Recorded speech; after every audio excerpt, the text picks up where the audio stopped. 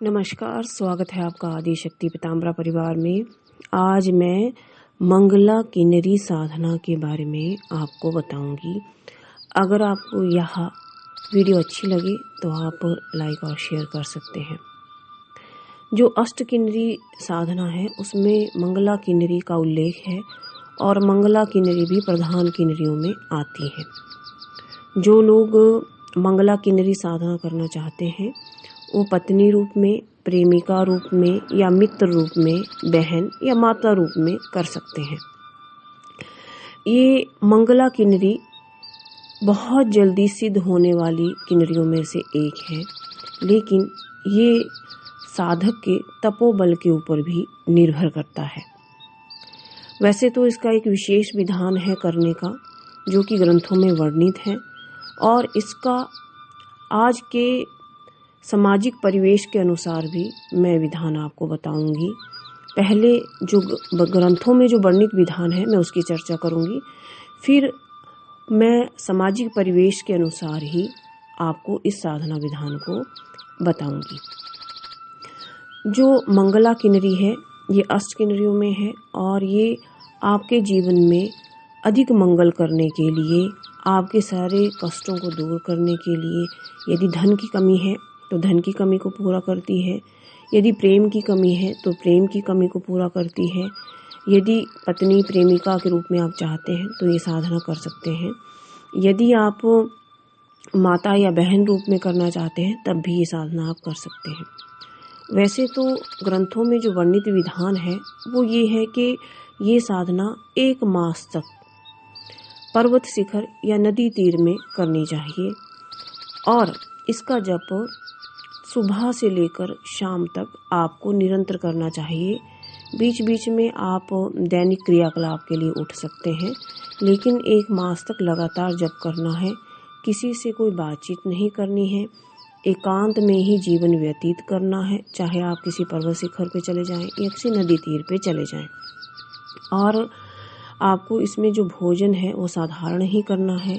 हो सके तो फल फूल का ही भोजन करें, दूध पान करें। थोड़ा अन्न से इसमें परहेज करना चाहिए, लेकिन मान लीजिए अन्न आपको लेना ही पड़ रहा है तो इसको एक सीमित मात्रा में लें, जितना कि आपके शरीर के लिए आवश्यक है।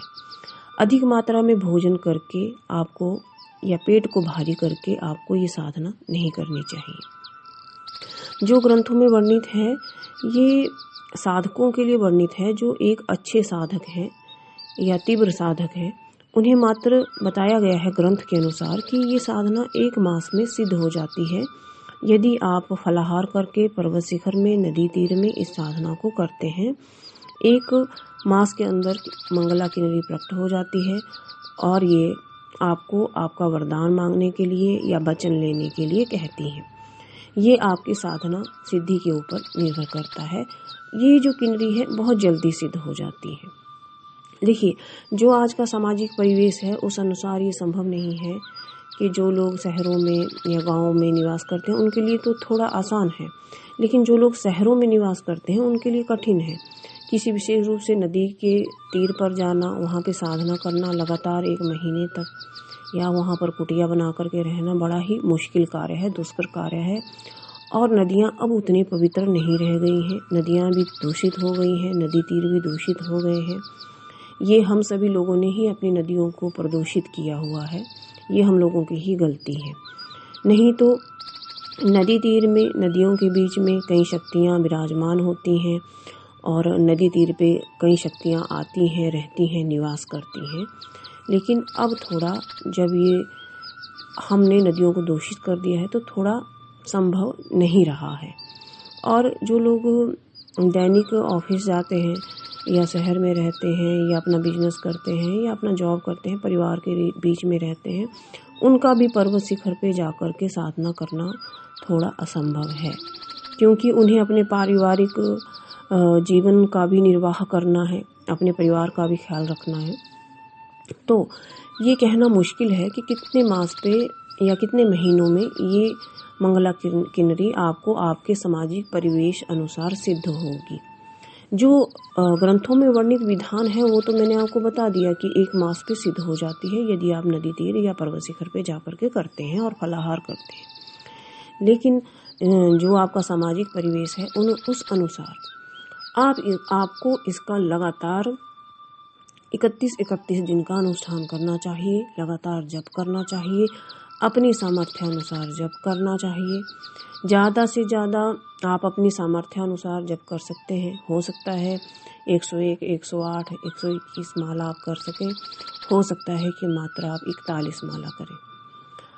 तो आपको कम से कम इसका 41 माला कर लेना चाहिए 31 दिनों तक, या फिर अपनी सामर्थ्यानुसार आप इस माला जप को बढ़ा सकते हैं। जिस रूप में आप मंगला किन्नरी की स्थापना करेंगे, उसके यंत्र की, मूर्ति की, तो उस रूप में ही उसका आपने जप करना है। मान लीजिए आपने जप किया कि आपने निश्चय किया कि मैं बहन रूप में मंगला किन्नरी को सिद्ध करूँगा, तो फिर बीच बीच में अपना विचार ना बदले, आपको बहन रूप में ही उनको सिद्ध करना है जब तक कि वो सिद्ध नहीं हो जाती।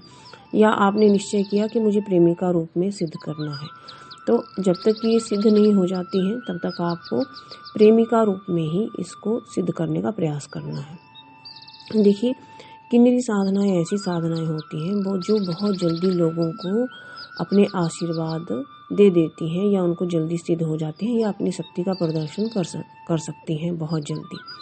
क्योंकि क्या होता है कि किन्नरियों को भी एक अच्छे साथी की, मित्र की तलाश होती है, या ऐसे लोगों की जिनका ब्रह्मचर्य अधिक हो, जिनका आध्यात्मिक ऊर्जा अधिक हो, ये ऐसे लोगों की तलाश में रहती हैं, ऐसे साधकों की तलाश में रहती हैं। तो विधान आप पूरा इसे हमारे यहाँ से लिखित रूप में भी प्राप्त कर सकते हैं। अब मैं इसका मंत्र आपको बता देती हूँ। चाहे तो इस मंत्र की दीक्षा आप हमारे परिवार से ले सकते हैं। इससे रिलेटेड जो भी सामग्री है आप हमारे यहाँ से मंगा सकते हैं। मंत्र है ओम सुभगे मंगले स्वाहा। ओम सुभगे मंगले स्वाहा। इतना छोटा सा मंत्र है और इसका आप दीक्षा लेकर ही करें, तभी आपको इसका शीघ्र फल प्राप्त होगा। अगर आप सभी को ये वीडियो अच्छी लगे तो लाइक और शेयर करें। धन्यवाद।